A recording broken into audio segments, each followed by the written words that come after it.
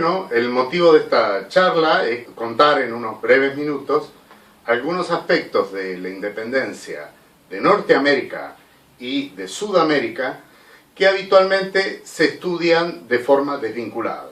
De tal manera que la balcanización de la gran nación indo-hispanoamericana ha multiplicado republiquetas con fronteras diseñadas desde el exterior para generar estados de conflicto en forma permanente. Usted basta estudiar la no salida al mar de Bolivia, la frontera argentino-chilena en el sur, para darse cuenta que el diseño es el generador de conflictos. Esto no ha sido obra de la casualidad. Y hoy lo que pretendemos es recuperar las raíces que nos unifiquen, y no solamente a los hispanos, sino también a la América del Norte. Por eso vamos a empezar contando por qué se independizó los Estados Unidos, qué ayuda recibió por parte de los latinos, los franceses, que por eso está la Estatua de la Libertad,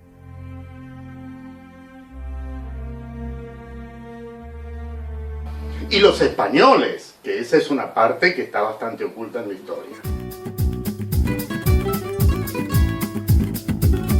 Quizás esta historia empieza cuando en el 1700 la casa de los Habsburgo en España, esa casa que había dado el derecho de gentes, que había dado la escuela de Salamanca, que había dado las leyes de Indias, de las cuales está bastante mal visto estudiar en América, porque sería recuperar lo mejor de nuestras raíces. La historia empieza cuando la guerra entre Inglaterra y Francia y España. Esta guerra, conocida como la Guerra de los 7 años, es una guerra que va hasta la derrota de Francia y España, que España es contratada por Francia, pero hay una alianza de familia porque son los Borbones los que están en la corona de ambos países. Termina con el Tratado de Paz de París de 1763.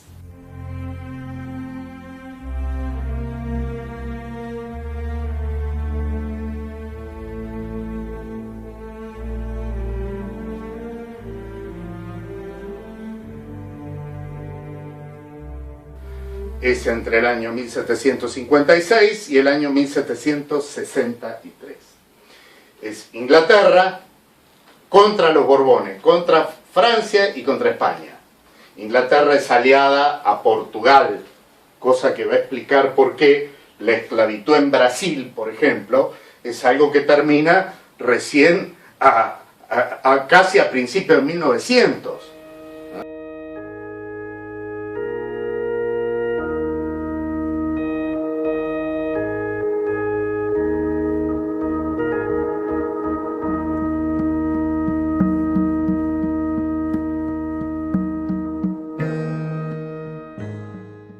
Porque la mentalidad es la mentalidad esclavista, sajona, protestante, británica.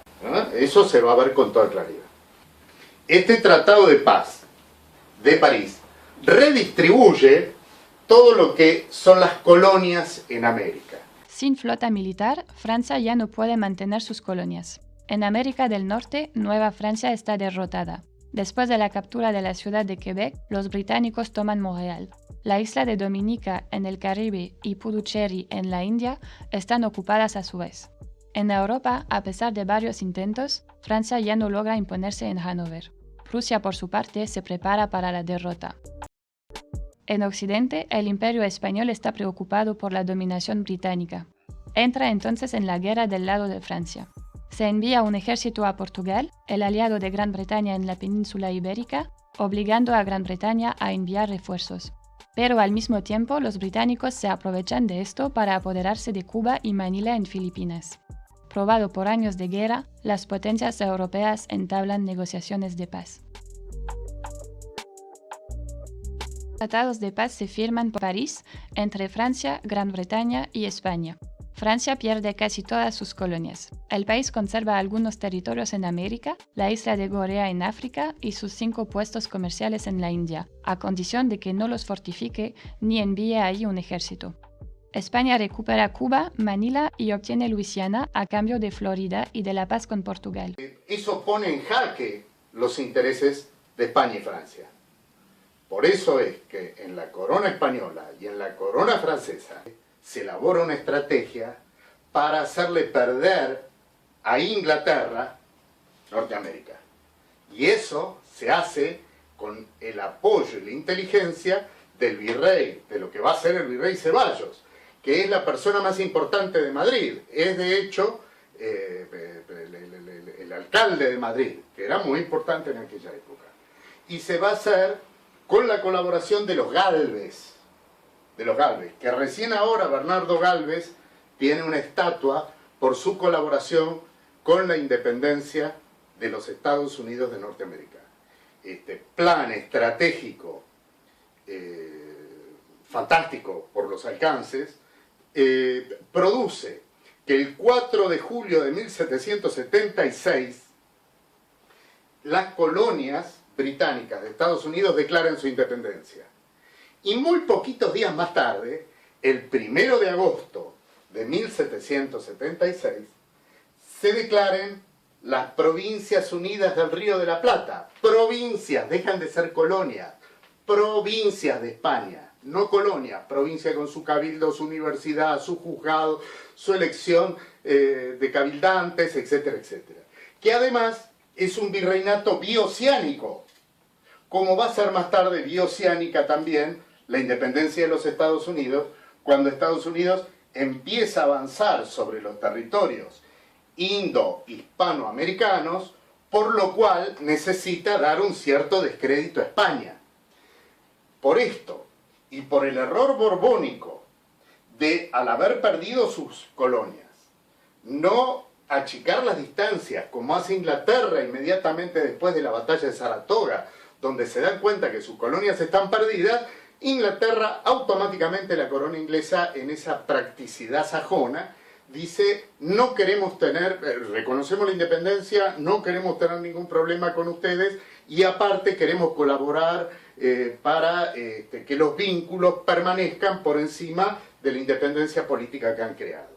Esa mentalidad, fortalecida por el comercio, fortalecida por el idioma, fortalecida por criterios comunes, prevalece aún hasta el día de hoy, y es lo que vimos en Malvinas. En cambio, en toda esta parte hispana, que ya está en crisis el ideal de los Habsburgo, de la unión entre el indio y el europeo, que es unión de sangre, porque acá se produce en toda América, se habla castellano, porque los indios se casan con los españoles, a diferencia de Norteamérica, donde se los elimina. Es decir, usted va a Estados Unidos y no va a haber mezcla de inglés con indio. En cambio, va desde México hasta Tierra del Fuego y lo que encuentra es habla castellana y sangre indígena.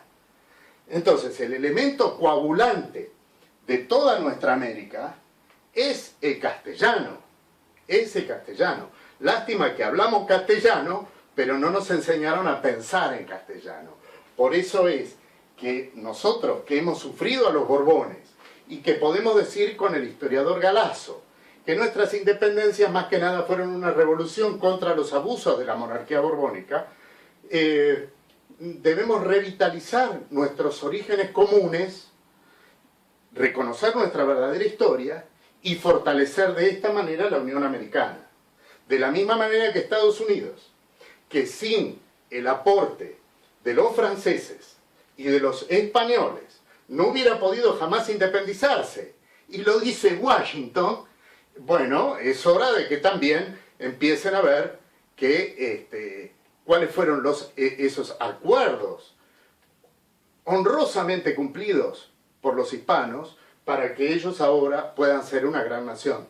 No se olviden de eso en el momento en que se están produciendo indeseables crisis con altos márgenes de injusticia y con precios sociales elevadísimos entre lo que es América del Norte y América del Sur.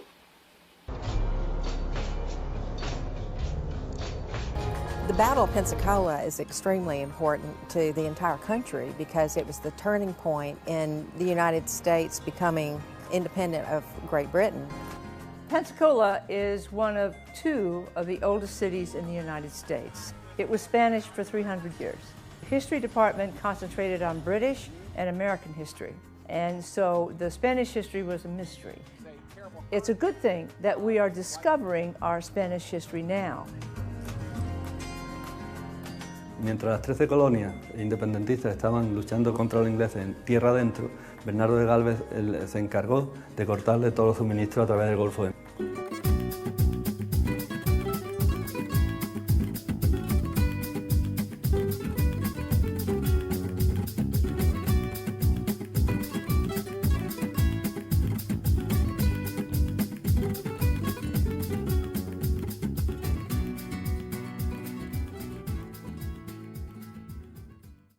Finalmente, ¿y cómo incidieron todas estas cosas en nuestra independencia? Independencia contra el imperialismo borbónico que, debido a la invasión napoleónica, prácticamente nos regala Inglaterra. Eso, en realidad, los Borbones ya nos empezaban a regalar a los ingleses cuando cambiaron la moral católica de la Escuela de Salamanca, del derecho de gentes, de la soberanía popular, que es lo primero que hace que América designa un virrey por aclamación popular, que es el virrey Liniers, y eso corresponde, porque corresponde a lo que es la doctrina de la Escuela de Salamanca. Y ante la invasión napoleónica, ellos que eran liberales, y venden las joyas de la corona, otorgándole a Inglaterra beneficios de libre comercio que después de que, vencido Napoleón, los ingleses se van a rehusar a no tener, y que va a ser la razón por la cual, aprovechando la crisis americana contra los Borbones, ellos van a terminar transformando nuestros territorios en territorios tributarios a la Baring Brothers y actualmente a los capitales buitres y a los paraísos fiscales y a todos esos que tienen patente de corso. Y esas deudas ilegítimas, inmorales y fraudulentas, como lo demostró Alejandro Olmos, con el costo de la sangre, el sufrimiento y el dolor de sus pueblos, especialmente sus clases más humildes. En fin, y de cómo se fue gestando esta autointerpretación hispanoamericana errónea, y cómo esto fue fomentado precisamente porque hay grandes intereses debido a la riqueza de los recursos naturales de nuestros territorios. Por eso, naciones divididas artificialmente están más expuestas al saqueo de sus recursos naturales, que el objetivo, en fin, de aquellos que por su pequeñez territorial han tenido que elaborar una estrategia que compensara esta deficiencia, que es la de no poder autosustentarse.